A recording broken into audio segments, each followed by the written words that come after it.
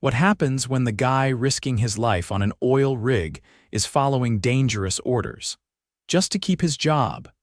Graham O'Dale stared out the tinted window of the helicopter as it cut through the thick clouds over the Gulf. Below, one of the 7 offshore rigs he owned came into view. Platform 3, the most remote one. He'd bought the entire chain of rigs 5 years ago from a retiring marine contractor. It was supposed to be a fresh start after years of stiff suits and boardrooms. But lately, HR reports had stopped matching the numbers. Injuries were up. Turnover had doubled, and no one could explain why. He needed answers, not from a report, not from a district manager, from the men on the deck. "No one knows your face out there," his assistant had reminded him back onshore. "You've never stepped foot on that platform. They'll just think you're a new hire." Perfect. They gave him a new name, Gabe Dorsey, and rigged up a solid backstory. Former welder from Texas, bounced around a few sites just looking to get back in the game. The crew wouldn't question him. Not with the beard, the tan, the scuffed boots. Even his voice was different, gravelly, slower, like he'd spent his life shouting over diesel engines. As the chopper touched down, the wind kicked salt spray across the pad. A man with a thick neck and mirrored sunglasses waited for him. "New guy," the man barked. "Name, Gabe," Graham said, gripping his duffel bag. "Gabe Dorsey." "Great, I'm Frank, senior operator." "Don't get in my way, don't ask dumb questions, and we'll get along just fine." Frank turned and walked without waiting. Graham followed. The platform was busy. 7 rigs total across the company, each with rotating crews of about 30. This one had been operating on skeleton staff for 2 weeks. 2 men had quit mid-shift. Another threw out his back and never came back. Hiring had slowed. No one wanted to work for that Frank guy, according to one recruiter. But no one had filed a formal complaint. That's why Graham was here. "Jesse," Frank shouted, pointing at a young man tightening a valve. "Show the new guy the ropes. Keep him alive." Jesse wiped his hands and jogged over. His face was sunburned, but his smile was easy. "Hey, I'm Jesse," he said, extending a hand. "You ever worked a blowout preventer before?" "Once or twice," Graham replied. Jesse grinned. "Cool. Then you're about to do it wrong anyway. Come on." They worked side by side for hours. Jesse explained everything: the safety checks, the rotation schedules, even the food situation. "Frank's been pushing everyone hard," Jesse said quietly, glancing around. "Half the guys don't even take their breaks anymore. Last week he told me to skip a leak test because we didn't have time." Graham's stomach twisted. "Did you?" "No," Jesse said, jaw tight. "And he chewed me out in front of everyone. Said if I wanted to follow the manual, I should go work on land." That night, Graham slept in a hot bunkroom with 5 others. The air reeked of sweat and oil. He lay awake, listening to snores and the distant hum of machinery. His back ached. His hands were raw. But what gnawed at him wasn't the work. It was that Jesse, smart, sharp, loyal, was being pushed to cut corners. On an oil rig that could kill someone, by day 3, Graham had seen enough to know something was wrong. Frank barked orders with zero explanation and ignored safety flags. During a pressure test, he told a guy named Miguel to just eyeball it instead of logging the data. "Frank," Miguel said, hesitating. "That's not how." "Do you want to go back to shore?" Frank snapped.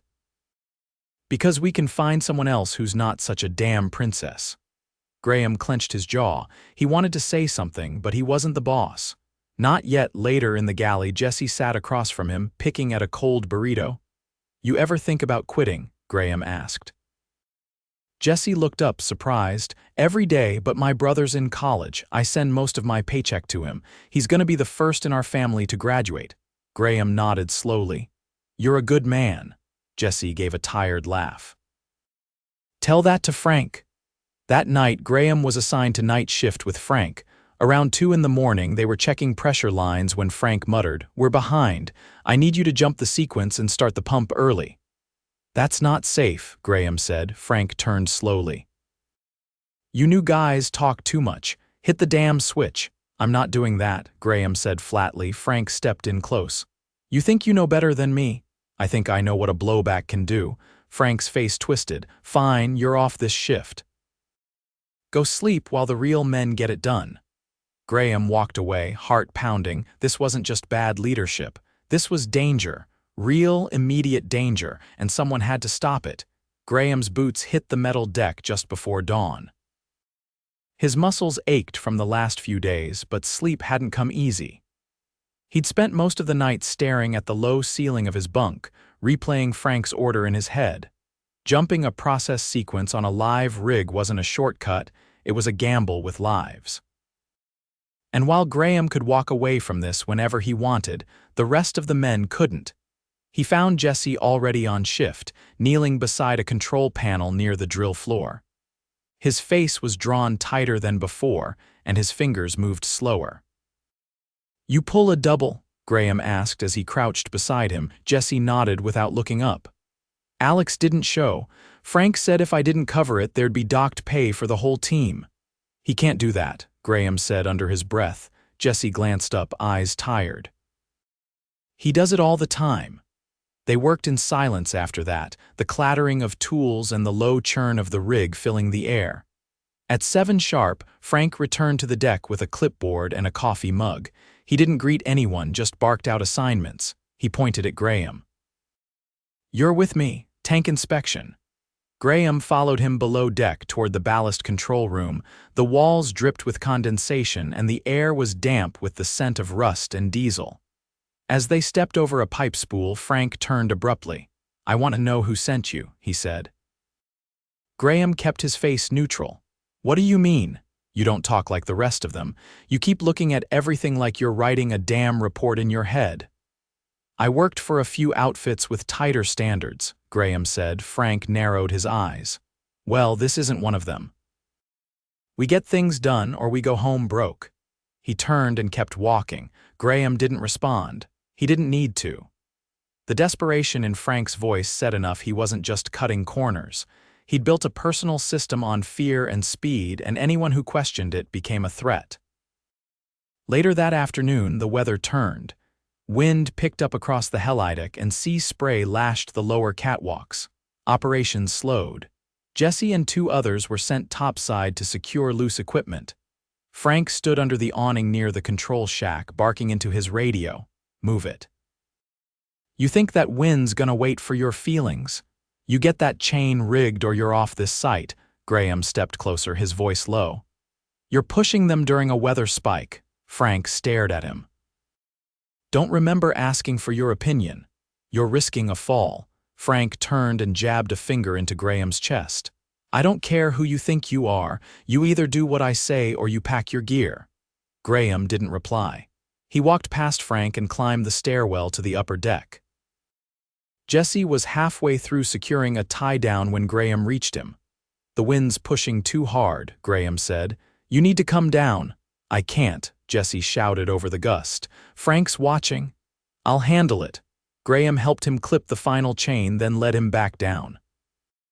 As they reached the control shack, Frank was already waiting. "You think you're in charge now?" he asked. "I think someone has to keep people alive." Frank stepped forward again, but this time Graham didn't back down.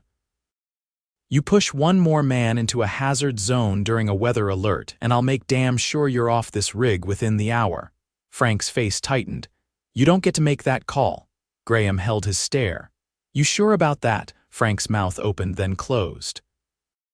Jesse looked between them, confused. "Gabe, what's going on?" Graham turned to him. "Not here." He walked back toward the locker room and Jesse followed. Once inside, with the door shut behind them, Graham pulled out his ID badge. It had been hidden in his boot since the start. Jesse blinked. "That says O'Dale, as in O'Dale Platforms?" "I'm Graham O'Dale," he said quietly. "I've owned this company for 5 years, and I've just seen enough." Jesse took a step back, rubbing his forehead. "You were working next to me this whole time." "I needed to see what was really happening," Graham said. "And now I have." He radioed to the mainland. "This is Graham O'Dale. I need a security escort and HR rep on Platform 3 within the hour. Senior Operator Frank Halden is relieved of duty effective immediately. Begin termination protocol." The reply was immediate. "Understood." 2 hours later, Frank was sitting on the edge of the helipad, duffel bag at his feet, arms crossed. He refused to make eye contact with anyone. The crew gathered near the port side, watching in stunned silence as the chopper touched down and 2 compliance officers stepped out. Jesse stood beside Graham, arms folded. "I didn't think you'd actually do it," he said. "I didn't come here to watch good people get broken," Graham replied.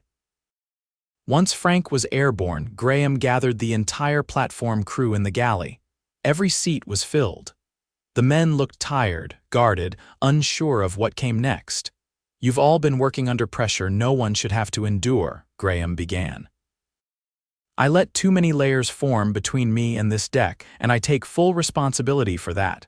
No one interrupted. Some nodded slowly. "A full audit is starting today," he continued. "Not just on safety protocols, but on scheduling, pay practices, and crew rotations. Anyone who's ever been threatened, underpaid, or forced to skip a procedure, I want to hear about it." One of the older riggers, a man named Curtis with a scarred cheek and a weathered hard hat, raised a hand. "What happens if we speak up?" "You'll be protected," Graham said. "No one here loses their job for telling the truth." Curtis nodded once, then lowered his hand. After the meeting, Graham stayed behind with Jesse. "You said your brother's in college," Graham said. "What's he studying?" "Mechanical engineering. Wants to design wind turbines." Graham smiled. "When your next rotation's up, I want you to come see me in Houston. I'm starting an internal safety leadership team, people who have lived the work. You'd be a perfect fit." Jesse hesitated. "You're serious?" "I'm very serious." He reached into his coat and handed Jesse a folded slip of paper. "That's my contact, don't lose it." Jesse looked down at the number, then back up. "You really think we can fix this?" "We have to," Graham said. "Otherwise, what the hell are we doing out here?" That night, the wind died down. The rig was quiet. For the first time in days, Graham slept soundly. Not because everything was fixed, but because the silence wasn't built on fear anymore. It was built on change. The following morning, the platform was quiet in a way that felt different from the silence of exhaustion or tension. It was cautious. Eyes lingered a little longer, voices dropped when Graham walked past. The crew didn't seem hostile, just uncertain. No one quite knew what lines they were allowed to cross yet. After breakfast, Graham joined the maintenance rotation with Curtis and a younger guy named Theo, assigned to inspect and realign pipe supports on the mid-deck. The salt air was thicker, and the wind had left behind a film of grit that made every surface feel slightly tacky. Theo was focused, but his movements were stiff and hesitant. "Your wrist bothering you?" Graham asked as they unbolted a corroded brace. "No," Theo said quickly, then hesitated. "Well, yeah, been that way since last month. Sprained it when the lift jammed against the hatch. Didn't get a chance to rest it." "Why not?" Theo shrugged without making eye contact. "Frank had me swapping filters 2 days later, said we were short." "Did you report it?" "Didn't seem worth it." "Figured it'd just make things worse." Curtis tightened the last bolt and stood up, brushing dust off his gloves. "People stopped reporting things because nothing ever changed. You'd speak up, and next week your hours would vanish." Graham nodded but said nothing. He already had his compliance manager digging through injury logs. If what Curtis said was true, and it certainly felt like it, there were patterns buried in the data that would back it up. They moved to the next support bracket, but Graham's radio crackled mid-task. "Graham, this is Rihanna. I need you in the med bay. Now." He responded immediately and climbed the graded stairs 2 steps at a time. The med bay was tucked beside the drill control room, a narrow space crammed with cabinets and a single cot. Inside, Jesse sat hunched over, holding his shoulder with a towel soaked in red. "What happened?" Graham asked, moving beside him. "He slipped," said Rihanna, the offshore medic. "Caught his arm on a jagged edge of the winch housing. It needs stitches." Jesse winced as she cleaned the cut. "I didn't see the rusted lip. It was bent out." "Should have been flagged." Graham looked at the towel. "How was the inspection report on that winch marked as cleared?" Rihanna said, glancing up. "But I don't think anyone's touched it in weeks. There's no work signature on the tag." Jesse let out a breath, not in pain but frustration. I should have logged it myself. I saw the edge a few days ago, figured it'd get taken care of. It wasn't your job to fix what someone else ignored, Graham said. That's going to change. Rihanna finished cleaning the wound and began stitching. Jesse gritted his teeth but didn't flinch. When the procedure was done and Jesse was lying back with his arm immobilized, Graham pulled Rihanna aside. I want a full inspection of every flagged maintenance item, not the checklist actual eyes on. You find anything that doesn't match the log, I want photos. Today. Rihanna nodded. I've got time between meds and vitals, but if you want it done fast, I'll need help. I'll send Theo. He's off rotation after lunch. She gave a short nod and turned back to clean up. By the time Graham stepped out into the afternoon sun, the wind had returned brisk but manageable. He climbed to the top deck, where a temporary operations trailer had been dropped off earlier that morning. Inside, 2 compliance officers were already sorting through files, half of which had dust on them thick enough to form ridges. Anything jump out yet? Graham asked, closing the door behind him. One of them, a woman in her late 30s named Devon, looked up from a stack of safety logs. The last 6 months are full of inconsistencies, multiple entries made by the same person under different names. Logs marked complete with no corresponding maintenance records. It's systematic. Who signed off? Mostly Frank. And a few under a tech ID assigned to someone who doesn't work here anymore. How long's that name been showing up? 3 months past the guy's departure. Graham leaned against the wall, jaw tight. That's falsification. Log it all. Devon nodded. Already flagged it. Outside, the lunch bell rang. Graham stepped onto the catwalk and glanced down. Curtis was leaning against a railing with a thermos, watching the sea. Graham made his way down and stood beside him. You worked under Frank for a while, he said. I need to know, did anyone else enable this? Curtis didn't look away from the horizon. There were a few who played along, not because they liked it, because they were scared of what would happen if they didn't. Some left. Some gave up. Names, Curtis hesitated. One I'd look at is Roy. He's been on this rig the longest. Keeps his head down, but he did a lot of checking boxes just to keep the peace. Graham nodded. Where is he now? Galley, far corner, always eats alone. Inside the galley, the usual lunch chatter dimmed slightly as Graham walked in. He didn't seek attention, but his presence still cut through the noise. He found Roy sitting with a bowl of rice and canned chicken, hunched over like he was trying to disappear. Mind if I sit? Graham asked. Roy looked up, startled, then slid his tray slightly to the side. Graham sat. I'm not here to make you the villain, but I need clarity. Did you sign off on logs that were never completed? Roy chewed for a moment, then set his fork down. Sometimes. Frank would hand me a clipboard and say it needed to be clean before inspection. If I didn't sign it, he'd do it himself. And I figured, better me than him. Why didn't you report it? Because the last guy who tried got his transfer blocked, couldn't get off the rig for months. Frank made sure of it. Graham leaned forward. That ends now, but I need your help. You know where the gaps are. You know who's still hiding things. Roy looked wary. You want me to snitch? I want you to help clean this place up before someone else gets hurt, or worse. For a long moment, Roy didn't answer. Then he pushed his tray away and stood. I'll show you what he buried. There's a cabinet under the south pump house with old logs. Frank had me stash them in a waterproof box last year, said the system was too backed up. I never touched them after that. Graham stood too. Take me there now. They walked across the rig, past the flare stacks and rusted railings until they reached the pump house. Roy knelt beside a series of stacked drums and pulled back a loose panel.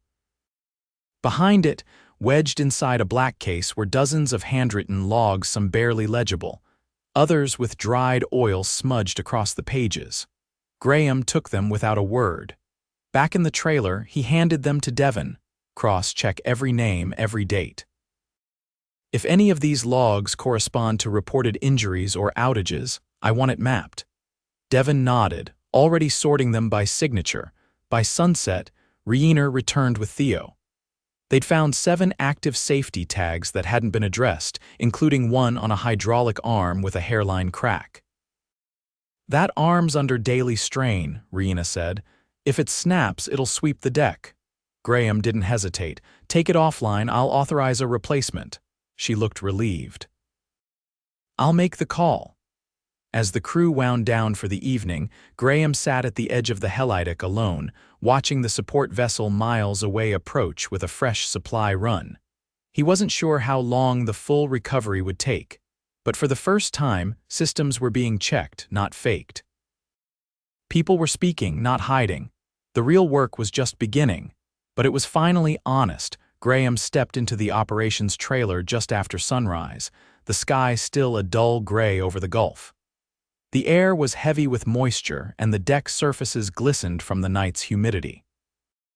Devon was already at work, hunched over a spread of printed logs and digital reports. She didn't look up. "We've finished the comparison," she said. "The falsified safety reports go back 9 months, at least 3 near misses were buried. One of them involved a gas leak that should have triggered an evacuation protocol." Graham took a beat before responding. "Anyone else complicit?" Devon tapped the corner of a tablet. 2 names appear over and over, Roy, which we expected, and another Dennis Lee, the night equipment tech. "He logged inspections while off shift. That's either laziness or collusion." "Where is he now?" "Still asleep. Night shift ended 2 hours ago." "Wake him." She didn't hesitate. Within 15 minutes, Dennis stood in the trailer doorway, groggy and defensive, hair still damp from a rushed shower. His coveralls were half-zipped, and he carried his personal gear slung over one shoulder. "I was told this was urgent," he said, eyes darting between Graham and Devon. "Sit," Graham said, motioning to the metal stool. Dennis hesitated. "Am I being written up or something?" "No, you're being asked to explain why your name appears next to safety checks you didn't perform," Dennis stiffened. "Look, I had a system. Frank trusted me to streamline things." "Sometimes the equipment was fine and didn't need another eye on it." "That's not your call," Graham interrupted. "You signed legal logs for tasks you didn't do. You understand that could have killed someone." Dennis opened his mouth, closed it, then tried again. "It wasn't malicious. It was just to keep things moving." Graham's voice stayed firm. "You're relieved of duty, effective immediately. You'll be escorted off the rig with the next supply vessel. HR will follow up with a formal termination." Dennis rose, face tight. "I did what I was told." "And that doesn't excuse risking lives," Graham said. "You're done here." Once Dennis was out the door, Graham turned back to Devon. "No second chances for that. I'll deal with Roy differently. He came forward, but there's no room for shortcuts anymore." She nodded. "Understood." Later that morning, Graham walked the length of the production deck with a clipboard in hand, not to inspect, but to observe. The crew moved more deliberately than before. Conversations were shorter, more focused. Work was being done by procedure, not impulse. Still, there was tension, not the chaotic fear from earlier in the week, but a cautious waiting. Like everyone was holding their breath to see if the change would stick. He stopped near the stairwell where Jesse stood, arm in a sling, watching a junior tech recalibrate a pressure sensor. "You're supposed to be resting," Graham said. "I'm not lifting anything," Jesse replied. "Just making sure he doesn't over-tighten the gauge. Rookie mistake." Graham nodded. "The guy's learning faster than most." "He's got Curtis coaching him," Jesse said. "That helps." Graham leaned against the railing. "I've been thinking about what happens after we leave here.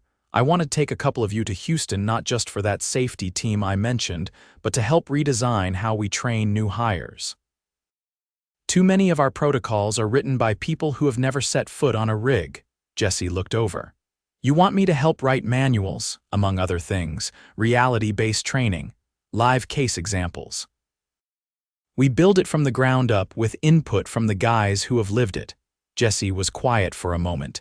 "I thought I'd be stuck out here forever, just trying not to screw up." "You weren't the one screwing up," Graham said. "You're the one who stayed honest."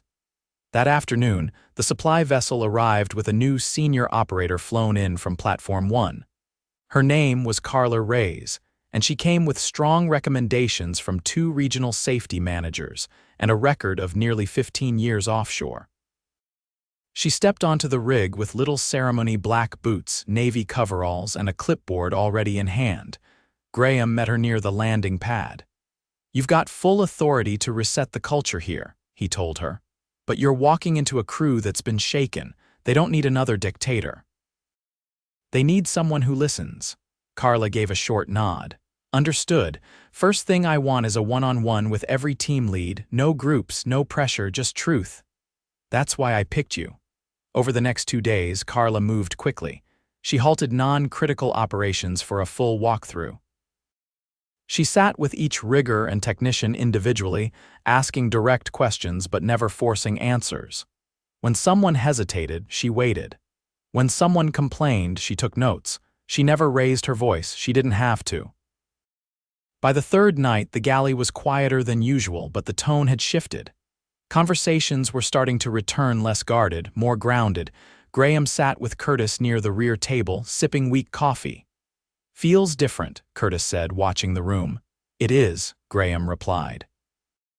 "You staying much longer?" "No, I'll be off tomorrow morning, but I'll be back regularly." Curtis gave a slow nod. "Don't disappear again. That's when things went sideways." "I won't. I've already scheduled quarterly site visits, and not from a helicopter." Curtis chuckled once. "Good. People only do their job right when they know someone's watching who actually gives a damn." The next morning, Graham packed his gear and took one final walk across the rig. He didn't announce his departure. There was no speech, no applause. Just a few nods, a few handshakes, and one quiet moment near the helipad where Jesse caught up to him. "You sure you're ready to go back to the office?" Jesse asked. Graham adjusted the strap on his bag. "Not really, but I've got work to do, and so do you." "I'll be there," Jesse said. "Just don't give me some cushy desk job." "No promises," Graham replied. The chopper lifted off with a low roar, the platform shrinking below. Graham didn't look out the window. He didn't need to. He knew what was happening down there. The logs would be accurate. The crews would be safer. The fear was gone, and for the first time in a long time, the company he built finally looked like the one he'd always imagined. One where people mattered more than output, where doing it right came before doing it fast, and that he knew was the only way it should have ever been.